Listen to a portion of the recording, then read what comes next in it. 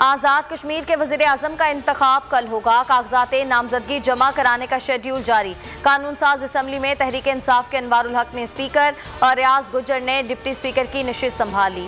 दोनों उम्मीदवार 32-32 वोट लेकर स्पीकर और डिप्टी स्पीकर मुंतखब हुए। अरकान की हल्फबर्दारी पर नून लीग ने शदीद एहतजाज किया। मुजाहिरीन ने असम्बली जाने वाले रास्ते बंद कर दिए।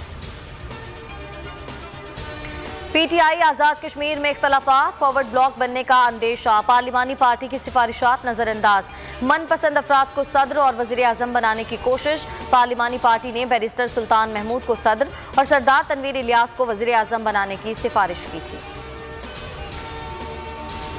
कौम नाअहल और नाकाबिले कबूल हुकूमत का बोझ उठा रही है। सिलेक्टेड हुकूमत का इक़्तिदार जितनी देर रहेगा मुल्क का मुस्तकबिल अंधेरे में रहेगा।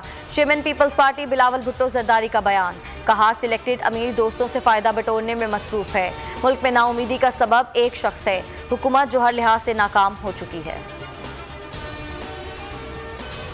मुल्क में कोई भी कानून से बड़ा नहीं, 3 साल से यही जंग चल रही है। इस्लामाबाद में किताब की तकरीबे रूनुमाई से खिताब में वज़ीर आज़म ने कहा कि वो नून लीग और पीपल्स पार्टी को चैलेंज करने सियासत में आए थे।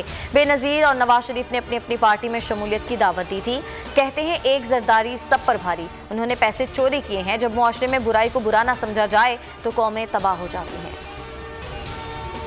नज़ीर चौहान ने माफ़ी मांगी, शहजाद अकबर ने माफ़ कर दिया। कप्तान के 2 सीनियर खिलाड़ियों में आखिरकार सुलह हो गई। सुलहनामा सामने आ गया। मुआविन खुसूसी ने लिखा, नज़ीर चौहान ने बेबुनियाद इल्ज़ामात पर माजरत कर ली।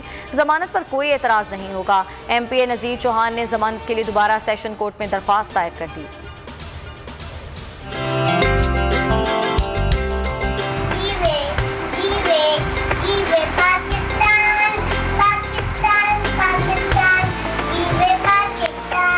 जिंदाबाद पाकिस्तान, जिंदाबाद पाकिस्तान।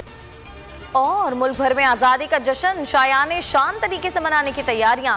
अहले वतन इस साल भी मनाएंगे भरपूर आज़ादी का जश्न। बोल के संग लगाएं नारा जिंदाबाद पाकिस्तान का और स्क्रीन पर दिए गए नंबर पर हमें अपना वीडियो पैगाम भी भेजें और बोल के संग आज़ादी के इस जश्न में हमारे साथ शामिल हो जाएं।